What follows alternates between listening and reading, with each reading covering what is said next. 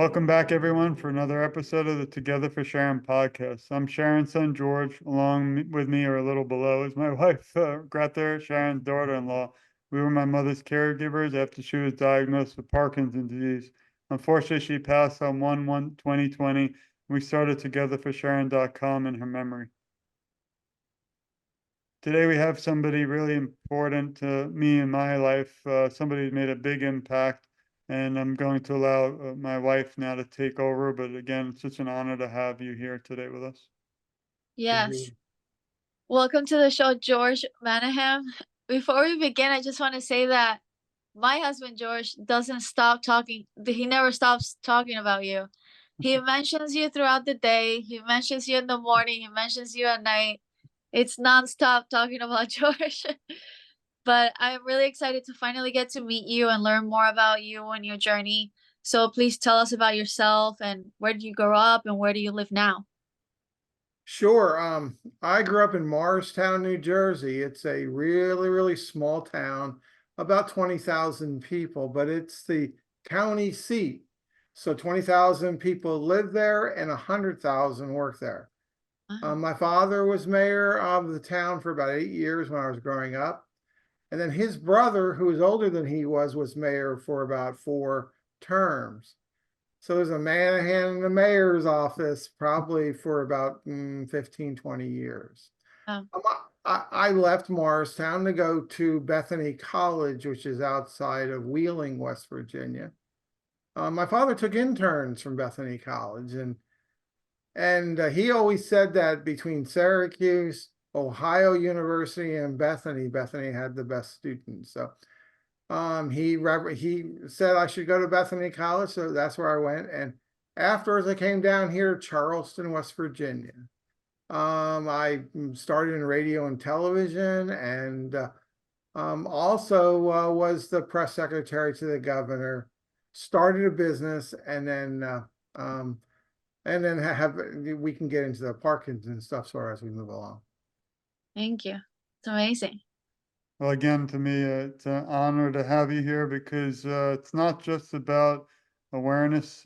When I speak to you or see your stories and see you fighting on the Capitol for so many others, it inspires me to do more. And that's why, again, I believe you're, in my opinion, one of my heroes. So thanks for everything you do. Maybe not to skip too quickly into how you first noticed the first signs of Parkinson, but I do want to mention we're in April, Parkinson's Disease Awareness Month. So everyone out there, please share this. Please support George and everybody who diagnosed their caregivers, and in memory of all those we've unfortunately lost, like my mother, due to Parkinson. Can you tell us a little bit, because I think your background in the political world is incredible, but maybe before we move to the cause of today, Parkinson's disease awareness, you could tell us a little bit more about, how you got, not the beginning, but how you got so incredibly, even guest speaking, because to be able to speak, I have a photo I'm going to share a little later of you at the Capitol, and most people can't do something like that. And I think, again, you're a hero because you're the voice of so many. So maybe we can talk a little bit about that. Well, I think my training, I guess you could say, really led me to a lot of what I'm doing now. If I didn't have this experience, I would have had to have gotten the experience. So, I worked in radio and television as a reporter, and mostly, and then I did some anchoring, but mostly as a reporter. I did live interviews, as you see on TV now. And then I went to work at a public relations firm, and we did a campaign called The Few, the Proud, and the Underpaid. You'd appreciate this. It was the state police wanted a pay raise, and they were the lowest paid in the country. So they came to our agency and said, how can you help us? We came up with The Few, the Proud, the Underpaid. Well, the governor had announced that there was going to be no pay raises that year at the legislative session. So, so what we did was we took that campaign throughout the state, and in 18 legislative days, the governor was signing a pay raise for Wow. state troopers. So about a month later, I got a call from the governor. The governor says, look, I'd rather have you working for me than against me. So come work for me as my press secretary. So I was his press secretary for 3 years, helped him got reelected. When I came in, his approval rating was 18%. He had had a pay raise problem with teachers. He had a pay raise problem with state police, and he had gotten divorced. So we worked together on a campaign to improve his popularity. When I left, his popularity was 60%. He had gotten reelected. So that's just one example. In my agency life, I do political campaigns. I did a state Supreme Court campaign. I did a governor's campaign. So, you know, I have experience with people and doing their campaigns and winning, actually. Is that what the Manahan Group is? The Manahan Group just doesn't do politics. That's what I do. We're an advertising, public relations campaign, marketing. We'll do digital campaigns. You know, today's a little different than it was 20 years ago. I've been doing this for about 30 years. Wow, that's incredible. You certainly not only have a passion for it, but you're very good at what you do, and others are able to recognize that in you. So tell me, when did you notice that something was wrong or something wasn't right with you? About 14 years ago, I was, you know, it was 48, 49 years old. I'm 64 right now. And I had two frozen shoulders, which was really weird. To have two, one is weird enough. And if you had a frozen shoulder, you know how difficult it is to get rid of it. I mean, the only way you get rid of it is you lift your arm up and work it out, and it's very painful. So I thought that was weird. I started getting a muscle pull, and what was like a muscle pull in my right leg, and that turned into a twitch in my finger. That turned into a tremor in my right arm. And then my mother, I've been talking to my mother, and she was in New Jersey, and she said, man, it sounds like you have Parkinson's. She says, I have for a couple of friends of mine that we had this lunch together, and they were diagnosed with Parkinson's disease. And I said to her, I said, nah, I don't think so. I said, that's crazy. I have Parkinson's disease. So I went and called a neurologist, and they were going to take about a month to see me, because that's when they did their new. So for a month, I didn't know what I had. The only thing I had was my mother saying she thought it was Parkinson's. She was right. Yeah, she was. Mothers know, right? There's no, yes. Yeah. Yeah. So then I'll tell you the story. I was at a political fundraiser for a friend of mine. He was running for state senate. And he was up there speaking, obviously raising money and that sort of thing. I had a wine glass in my hand, and my hand started shaking. The wine glass dropped to the floor and shattered. And I was really embarrassed, because here I was, my friend, he was speaking, and everybody turned around and looked at me.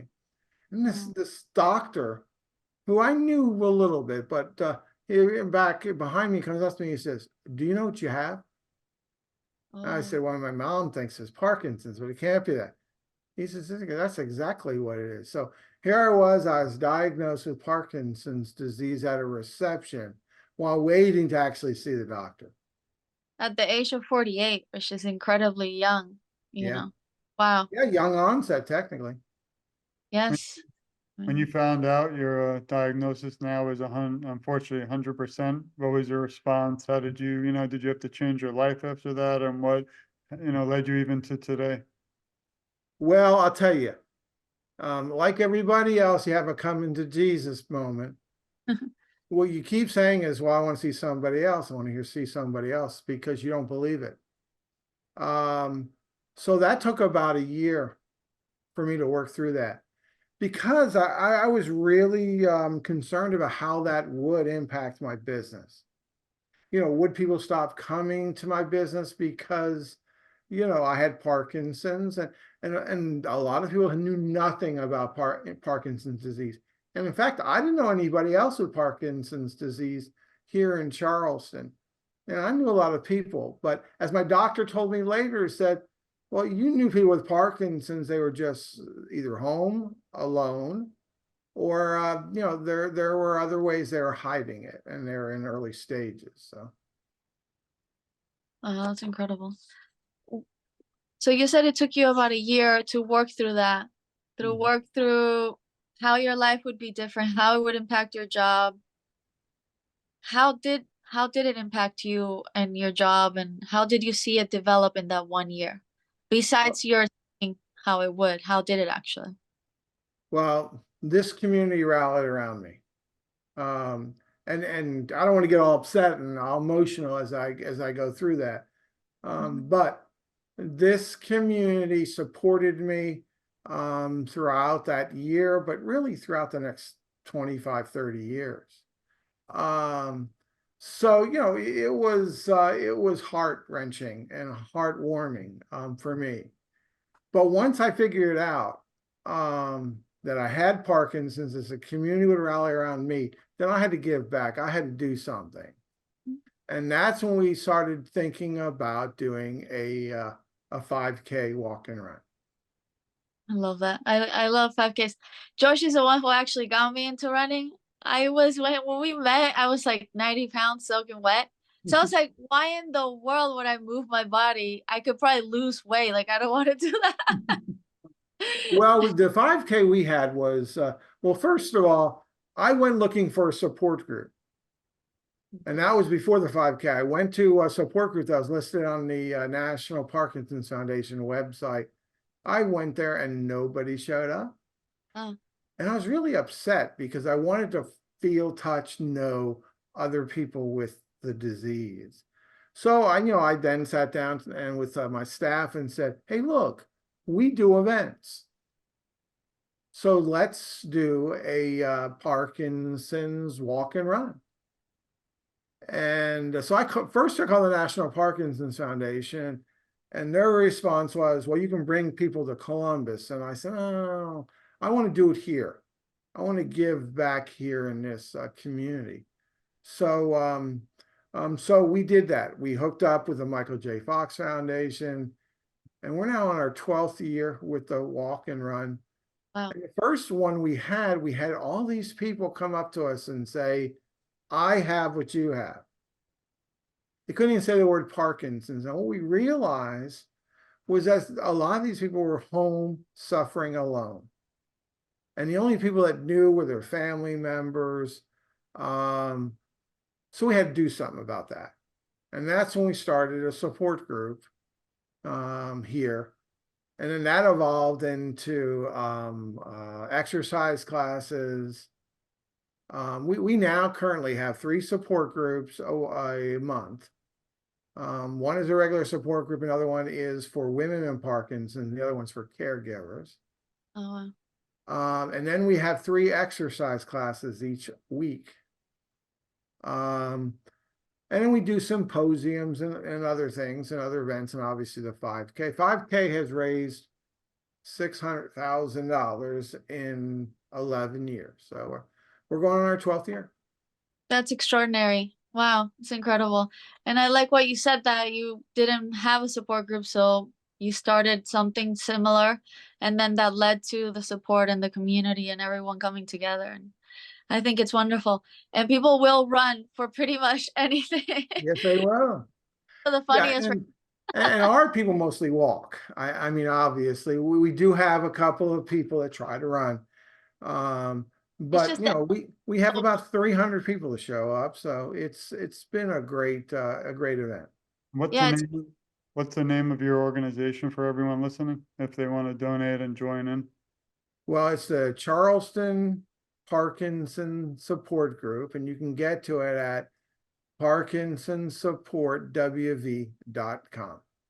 How did you get involved with, I have so much, I hope we have the time, but I'd love to hear your journey with Team Fox. I want to congratulate you on all your awards, and I have a photo of one of the awards you won, and also the gala and all the exciting things that I think we need more people aware of, because they might not even realize, there's MVPs, and there's actually specific groups out there. We're luckily now joined in, and we've donated about $2,000. Our goal is also 10,000, not just to see you at the award show, but just because we really want to end this disease. And I will get to it too later. I just published my first book in this area, and the reason I'm bringing it up is because you were incredible honor to have your endorsement literally on the cover.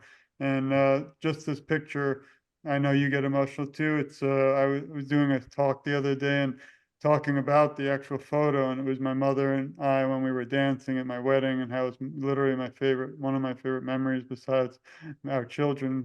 But in that moment, Parkinson's disease didn't exist. It was just it can't take that away from us. And I started falling apart, and I was a mess. So we won't do that today.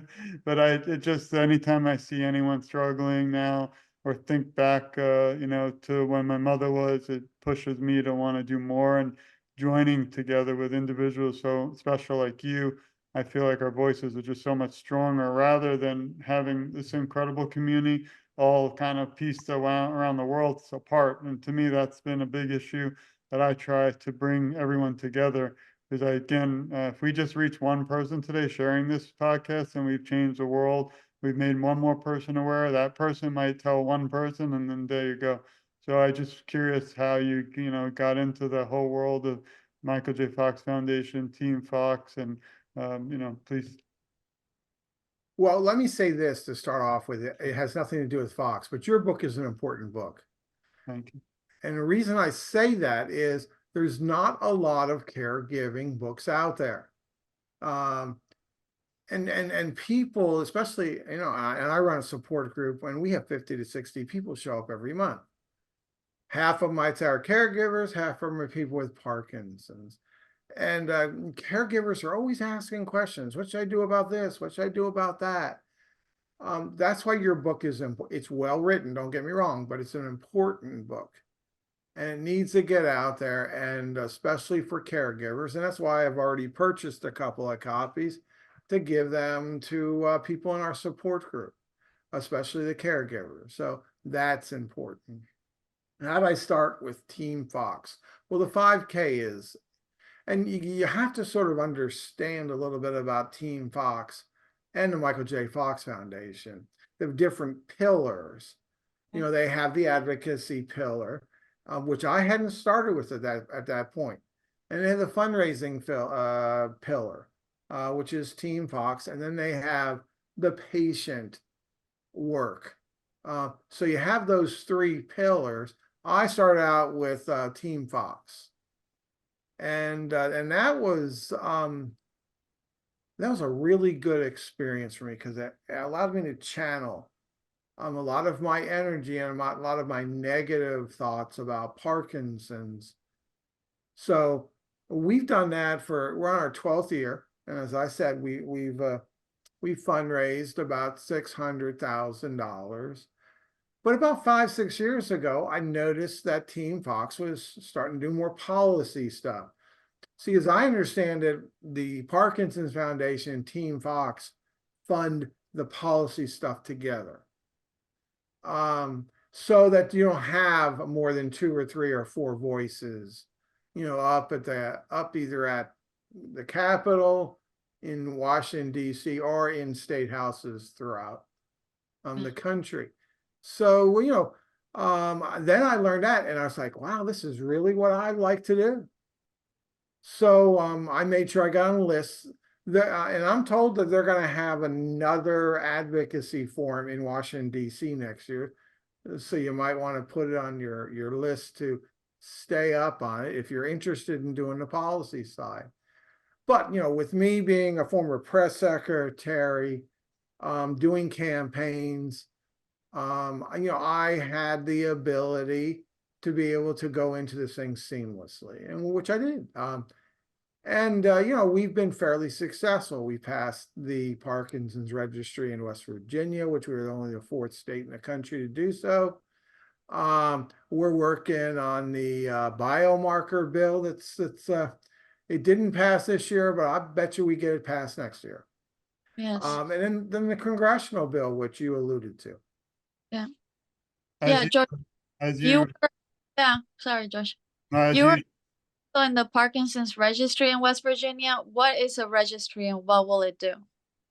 Well, a registry is really what it sounds like. It's signing everybody up to signing everybody up so we know everybody that has Parkinson's. We don't know that now. Okay. I mean, we've got some statistics that are close, but Like this, frankly, we don't know that. yeah. So what happens is, and since we don't know it, Mhm. it's hard to say where everybody lives, to make sure we've got the services that they need. It's also to find out, you know, if they're in industries like chemical industry, like you know, farming industry, because chemicals that cause Parkinson's are utilized pretty much in those environments. So we want to make sure it's not outbreaks, but at the same time, we want to be able to know where they live and how we can help them.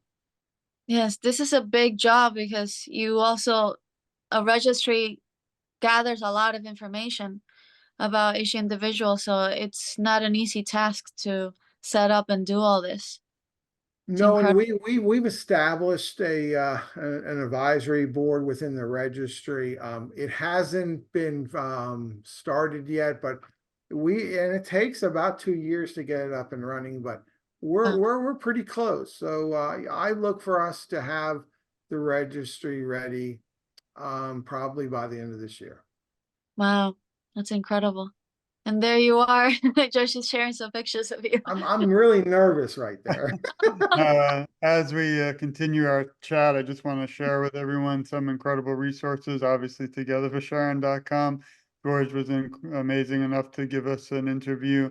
You can read more about him, even more in depth, how to reach out to him. And then I was researching too, and I see here's the beautiful award, the Hero of Advocacy in 2022. But you're still a hero to me every year. So I just have to send you a little. Thanks. Maybe I'll photocopy that, and every year I'll send you a copy. But this is George's work with the research, and then one passion I have personally, and we've talked about many times, is the national plan to end Parkinson's. So maybe we can shift a little. You know, I was lucky enough the other day to interview. It'll be coming out soon. The United States Senator Rick Scott. And you know, he was very for the bill, and also we're in Florida, so Senator Rubio is also signed on. So Florida's in 100%. But I wonder if you could talk about how everyone listening can again share this podcast, reach out to George, and make a difference, because we need everybody on board this ship, or we're going to be further from a cure. But if we can reach out to everyone, I also interviewed Congressman Tonko.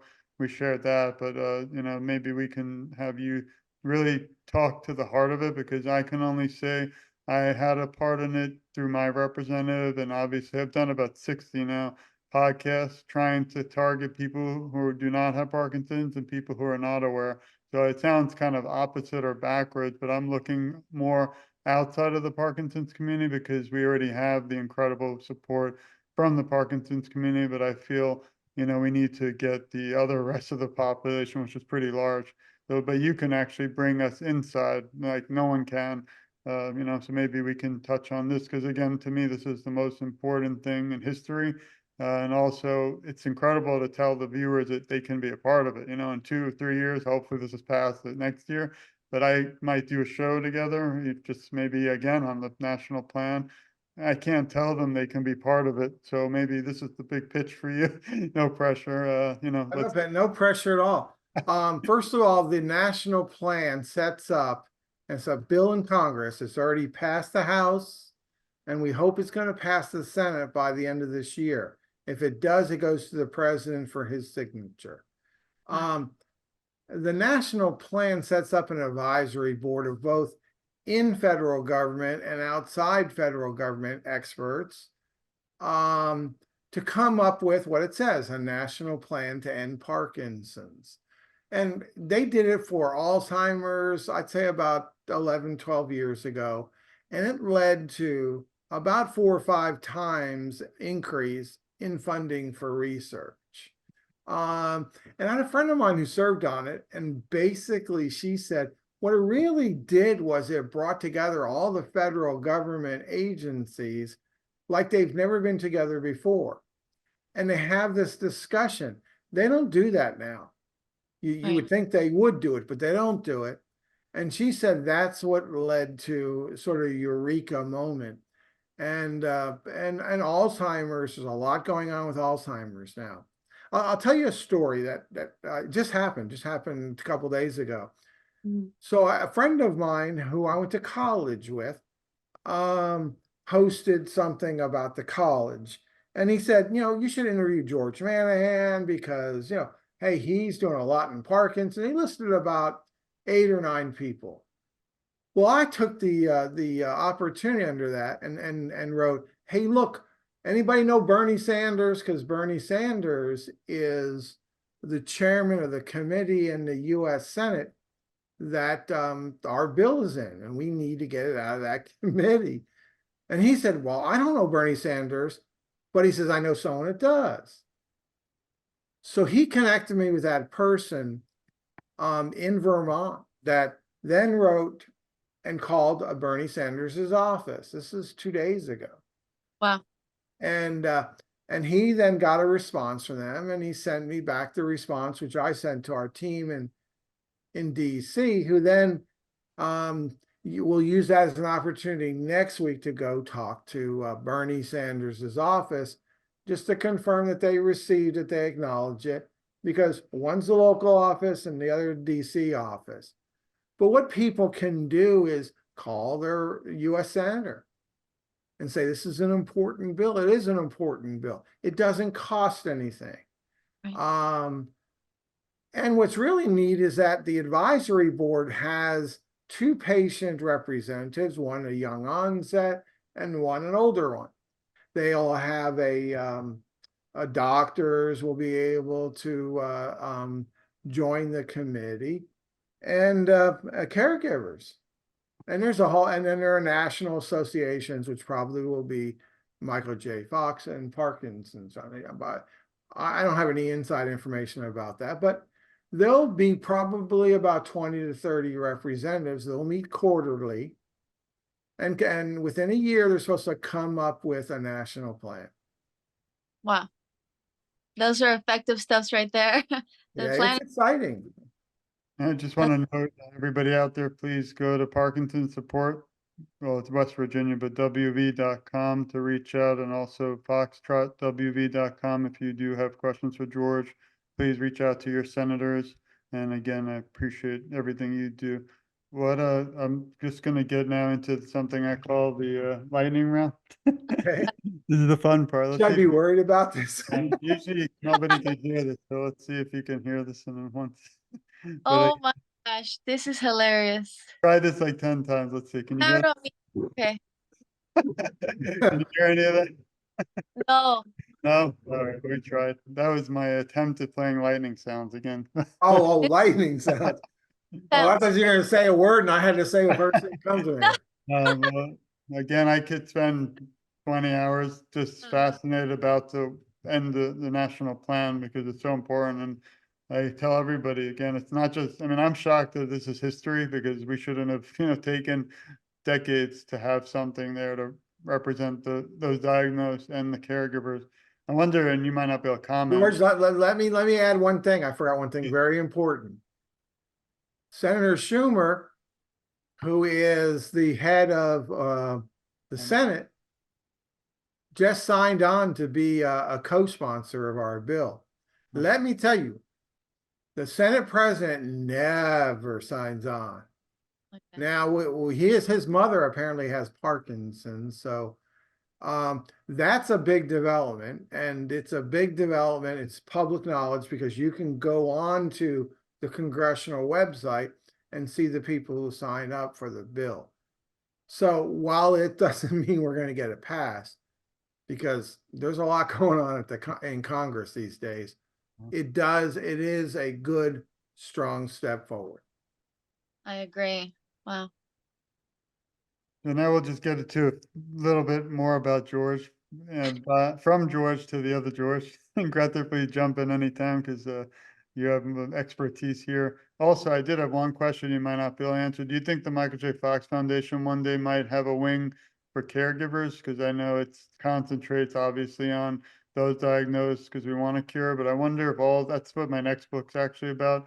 That one I might not have endorsements because it's more, I don't say controversial, but it is more trying to bring more awareness to, people like me. Unfortunately, my mother is no longer here, but I believe she still matters and I still have a voice. But just curious maybe on your thoughts. I know you can't speak on behalf of the organization, but maybe just on the George side, what do you think of that? Well, I mean, I'm concerned that there are two large entities that are messing around in other people's ideas.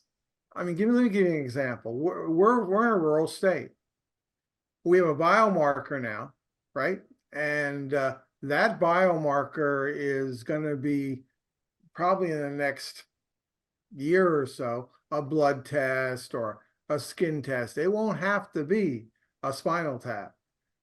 Now, that means that a PCP will be able to diagnose Parkinson's. You don't have to go to an expert because all it's going to take is a blood test, a skin graft, or something that is fairly simple. Well, imagine all these people in rural areas who never knew that they had Parkinson's, but we don't have the doctors or the specialists in those areas to treat them. So what I see is that our numbers are going to go way up for people with Parkinson's. Well, we're going to have to figure out a way to care for these people. And it's just not West Virginia. There's a lot of states, almost all states have a rural area. So we're going to have to come up with a plan for them. And I see that the national plan, if it's passed and that we have this advisory board, is going to have to figure out who's going to do what. And I don't know who that is. The Michael J. Fox Foundation does mostly research, while the Parkinson Foundation does mostly caregiving, but they all sort of work in each other's areas a little bit.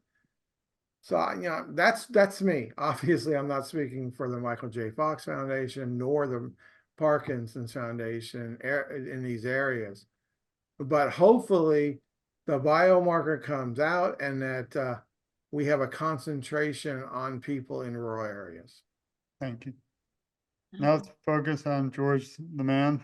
And probably heard the man Manahan. It sounds like a wrestling. That's your next. I hope not, because I can't wrestle. What is what is one moment or most memorable moment that stands out through all your work with awareness? Do you have one that stands out? I know probably the first time you saw everybody at the walk, maybe, but maybe we could hear from you. What do you think the most memorable? It might be at the Capitol. Well, one of my most memorable moments was when I started organizing the first walk. I got a call from a lady who had basically been hiding her Parkinson's from anybody except for her very close members of her family. Her name was Connie Jones, or is Connie Jones. And she called me because her husband saw me on a local TV station promoting the race and said, "You got to go and talk to this guy." So she called me and she said, well, first she interviewed me. And then she said, "Hey, I want to bring about 25, 30 people to the walk." I said, "It's great." I said, "I just need to know how many because I got to order t-shirts." And she said, "Well, can I call you back in a couple of days?" Yep. I said, "Sure." She came back in a couple of days and said, "Well, I need 50 shirts now." I said, "Really?" She says, "Yep." And we had about 2 weeks before the race. And then she came up to me again. She said, "Well, I'm going to have 80 people come." My goodness. She brought about 85 to 90 people to the race. And I just started crying. She's she's my left arm, my right arm, my right leg, my left leg. I mean, has been a great supporter of mine throughout these years, and she's integral to everything that we do. And there's a whole list of people that do it. But that's it. I mean, there are little moments throughout the whole process that that I can see that make a significant impact on my life and who I've become these past 14 years. Thank you. Beautiful. Who helps you during times of struggle? Obviously, I was a caregiver, but if you have any tips to other caregivers, maybe what would those be? Well, my wife has just been great. Although she goes a little overboard, and this is what I'll tell caregivers: if the person can do it, let them do it, because they don't want to be cared for overly for too long or too much. Like, I'd love to do the dishes. Okay, tell me I'm weird and stupid. And I want to do that. My wife won't let me do it. And that's what she's just trying. But at the same time, I'm trying to pull weeds, in our garden and stuff like that. But there's some things I can't do. So you got to recognize what you can do and what you can't do. And let the person do it. Yeah, it sounds like a fine line. You're not the first person with Parkinson's who said this, you know? Yeah, no, you're right. It's a So, fun. yeah, I think you guys need to have quarterly meetings too to go over the list of things that annoy you.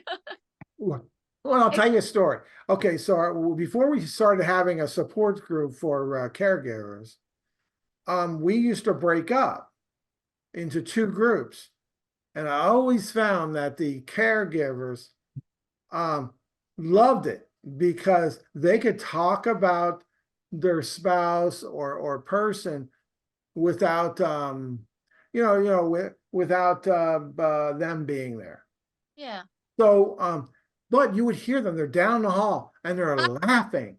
And you should see the faces of all the people within has the Parkinson's in the support group, and they're all saying, "What are they saying about us?" And I bet you there was some conversations on the way home saying, "What did y'all talk about?" But what goes on in caregivers stays with caregivers. So I love yeah, that. that's pretty funny.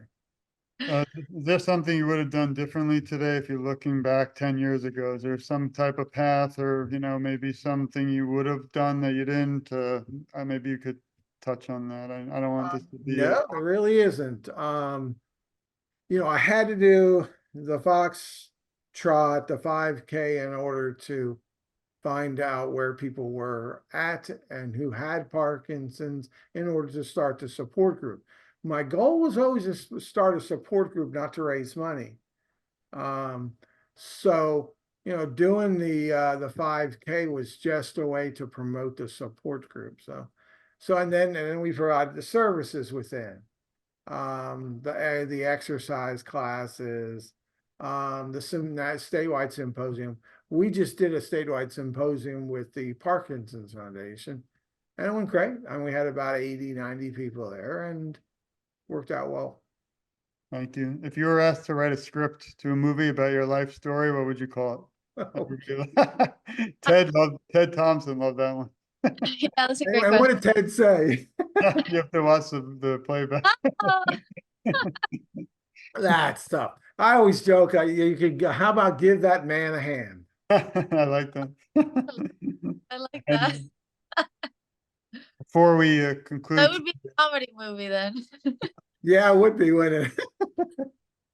how would everybody listening today reach out to you if they did have questions? Maybe there's someone, unfortunately diagnosed that maybe doesn't know where to look for a source of resource, or maybe wants to join the walk. What would you be able to share to them? They can get a hold of me. My email address is my last name, Manahan, MANAHAN @AOL.com. And then you can go on our website and the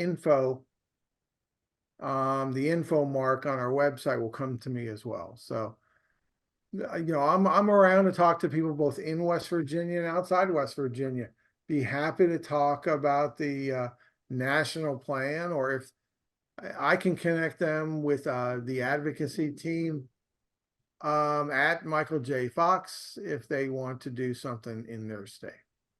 And do you have any, not last minute words, but last minute, well, some words of encouragement for those listening today in the community and even outside of the Parkinson's community?